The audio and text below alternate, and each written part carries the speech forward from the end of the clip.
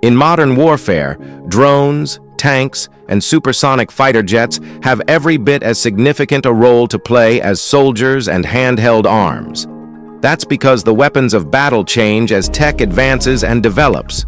But that doesn't make the weapons of the past any less mind-blowing or dangerous, and we're about to prove that in this awesome video. Let's kick off things with number 15, Meteor Hammer. The Meteor Hammer is a beautiful yet brutal Chinese weapon that blends elegance with devastating power.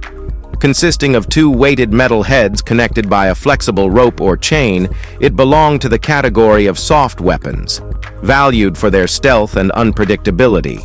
It is also known as the Flying Hammer or Dragon's Fist, and it had two key versions. The dual-headed, often 6.6 to 9.8 feet in length, and the single-headed, way harder to wield but capable of extraordinary force. The two-headed style was ideal for both offense and defense, allowing a fighter to strike and shield simultaneously. Though difficult to control, mastering it gave martial artists the ability to deliver unpredictable, forceful blows from a distance. While its battlefield usage is still debated, the Meteor Hammer became a staple in Chinese martial arts schools and theatrical displays.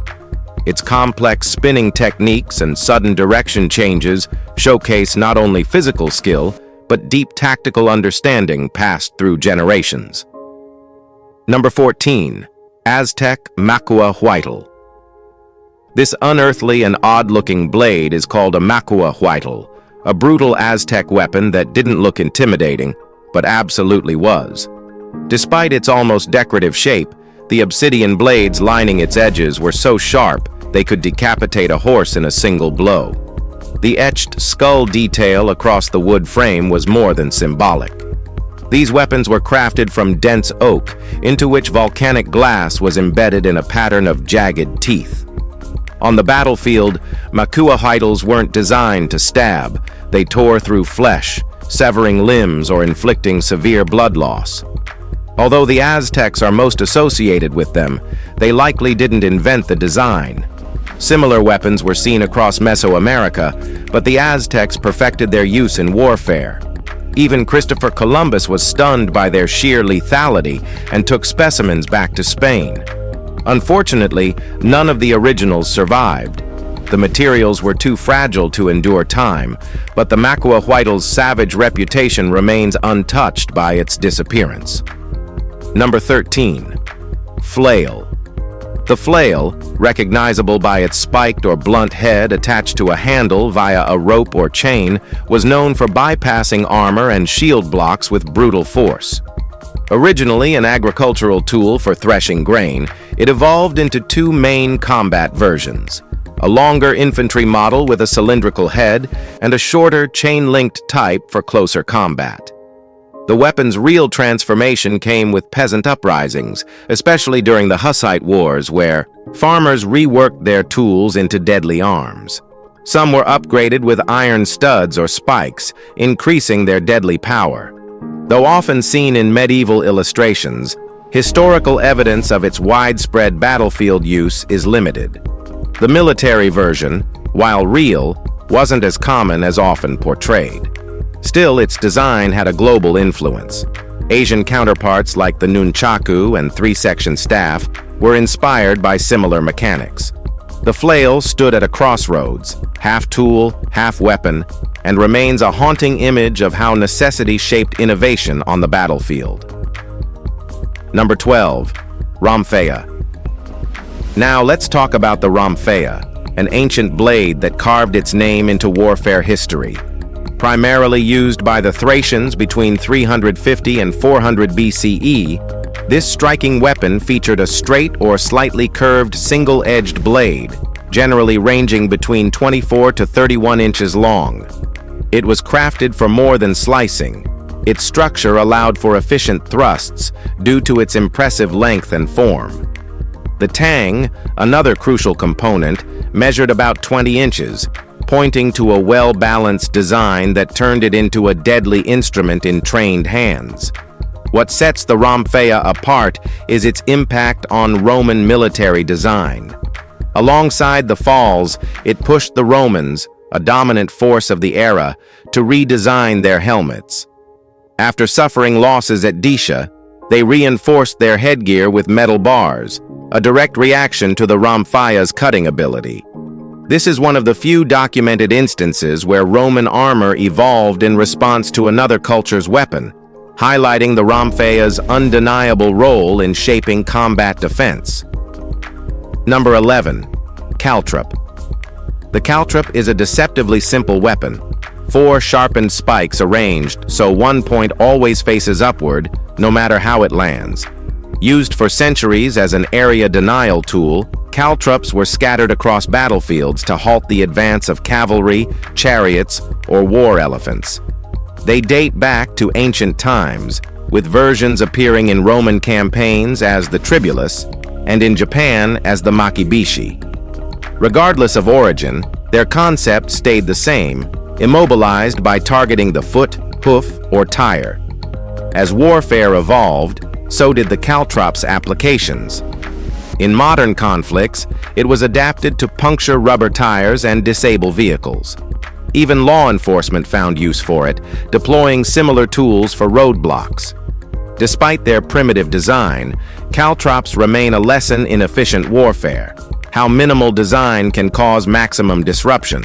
While other weapons relied on force or firepower, the caltrop simply sat in wait, turning ground into a threat and forcing enemies to think twice before advancing. Number 10. Man-catcher. The man-catcher was a weird pole weapon with a very specific task, pulling mounted knights from their horses without killing them. Early versions featured a sturdy pole topped with a 2-pronged metal head, each curved into a semicircle, often spring-loaded to trap, rather than pierce. It wasn't designed for slashing or stabbing, it was for immobilizing. Typically used in medieval Europe, especially during skirmishes involving armored nobility, the man-catcher could lock around a rider's torso or neck, bringing him to the ground without drawing blood. In modern times, its design has evolved but hasn't vanished. In Japan, a variation called the sasumata is still occasionally used by riot police to control suspects non-lethally. During the COVID-19 lockdowns, Indian and Nepalese police reimagined it as a social distancing clamp. Chinese security forces have their own versions as well, used in transportation hubs to handle difficult individuals. From medieval war zones to crowd control, it remains strangely relevant. Number 9. Kpinga. Many know about throwing knives, but not like this one. The kpinga, an ancient Central African weapon, was somewhere between a dagger and a multi-pronged shuriken. Though its origin isn't entirely confirmed, most credit the Azande of modern-day Congo and South Sudan, famed for battlefield strategies far ahead of their time. This Iron Age weapon is believed to date back over 2,700 years, and its design made it wildly effective. It could be hurled overhand or sidearm, reaching targets from as far as 120 feet. The weapon's unique build, with sharp protrusions placed at precise angles, ensured maximum damage on contact. Its construction wasn't random. The gaps and blade shapes were calculated to pierce deeply and spin accurately. Modern replicas have confirmed how devastatingly functional it really was. The only flaw? Once thrown, recovery would have been difficult. But in skilled hands, the kpinga didn't need a second chance. Number 8. Tekko. Next is the tekko, an Okinawan weapon born from practicality. Evolving from agricultural tools like stirrups and horseshoes, it eventually took form as a compact yet fierce hand weapon. It falls into the category of fist-load weapons, designed to amplify the force of a strike by reinforcing the hand. Its earliest version was the yawara, a wooden stick sometimes used as a hairpin or tool, especially by fishermen. But during weapon bans in Okinawa, locals adapted everyday items like stirrups into defensive tools. Both the horseshoe and stirrup designs of tekko remain debated among kyudo purists today, but both serve the same goal: deflecting, punching, hooking, and blocking. Unlike brass knuckles, The tekko was versatile in movement and strategy. Today, the art of tekkoka survives under skilled instructors, often reserved for advanced martial artists. Its simplicity is deceptive. It requires exact control and discipline. From a simple riding tool to a weapon of precision, the tekko embodies adaptability under restriction. Number 7. Kusarigama. The kusarigama is a traditional Japanese weapon fusing the slashing force of a sickle with the unpredictable reach of a chain. Emerging during the Muromachi period, it became iconic for one-on-one confrontations. While it wasn't ideal against long weapons like spears or naginata, it was deadly in the hands of an expert. The chain was used to entangle the enemy's weapon or limbs, throwing them off balance, followed immediately by a quick deadly slash from the kama. 3 major variations of the kusarigama exist, each with specific forms and techniques, reflecting Japan's deep martial innovation. Though battlefield use is questionable, it flourished in kenjutsu and jujutsu schools, gaining attention for its unique style.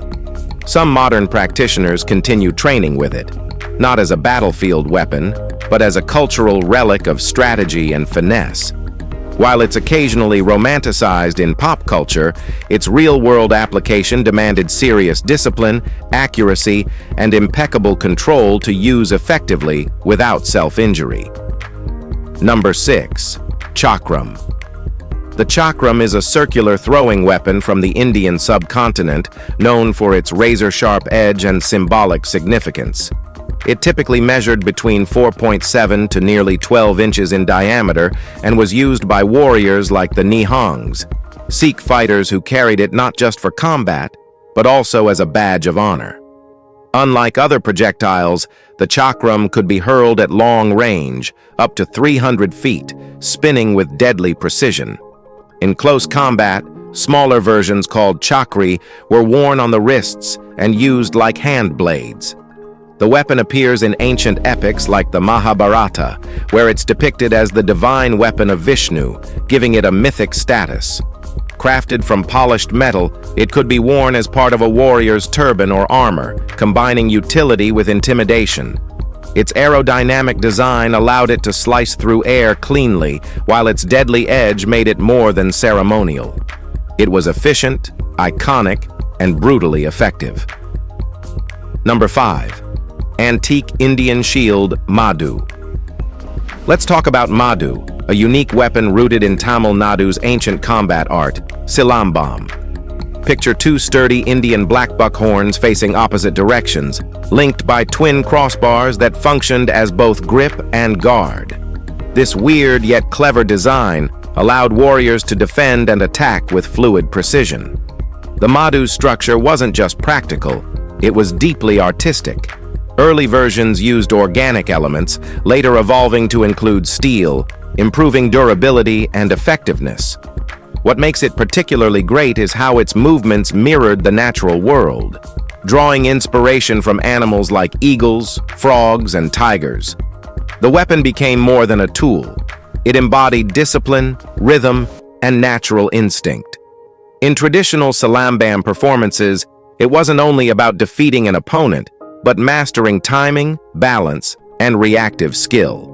Each fight concluded when one combatant skillfully disarmed the other, turning the duel into a blend of martial power and expressive motion rooted in legacy and technique. Number 4. Naginata. Let's turn to the naginata, a traditional Japanese polearm known for its graceful form and battlefield function. It featured a curved, single-edged blade mounted on a long wooden shaft, blending the reach of a spear with the slicing power of a sword.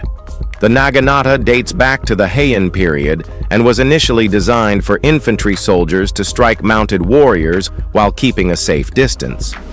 Over time, it became more than a military tool. During the Edo period, it gained ceremonial significance and became associated with onamusha, noblewomen trained in the warrior arts. It came to symbolize both martial strength and social grace, The blade length varied based on the era and intended user, making it versatile for different combat needs. As the samurai class shifted from warriors to administrators, the naginata transformed from a frontline weapon into a practice weapon for discipline, training, and cultural tradition. Number 3. Halberd. Up next is the halberd, an ancient Chinese weapon that fused the stabbing strength of a spear with the cutting edge of a dagger axe. Also called the ji, it was a cornerstone of military combat throughout early Chinese history. The halberd dates back to the Shang dynasty and became widely adopted during the Spring and Autumn and Warring States periods. Originally cast in bronze, later designs transitioned into steel to improve durability and striking power. By the time of the Western Han dynasty, the halberd had become standard for both infantry and mounted warriors. What makes it even more fascinating is how its role evolved during the Sui and Tang dynasties, from a functional battlefield weapon to a ceremonial object used to indicate rank and bring good fortune. The halberd's dual identity, as both a deadly tool of war and a respected symbol of status, reflects the deep connection between martial weaponry and cultural meaning in Chinese tradition, where form and function shared equal importance. Number 2. Kyudo, the Japanese art of archery, is far more than just shooting arrows.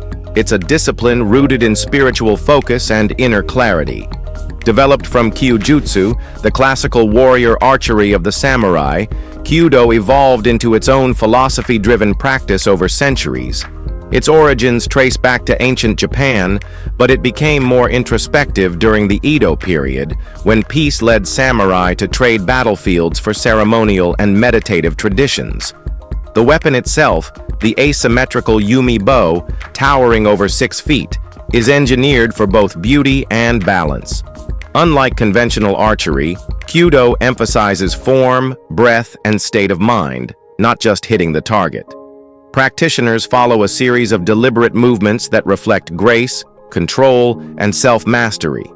Even drawing the bow is a ritual, a moment of quiet precision. Kyudo is now practiced worldwide, not as a sport alone, but as a journey of personal development. It's where martial tradition meets meditative clarity, holding centuries of philosophy in every single draw. Number 1. Lantern shield. How did a 15th century Italian soldier fight at night when visibility was low? Did he retreat and wait for sunrise?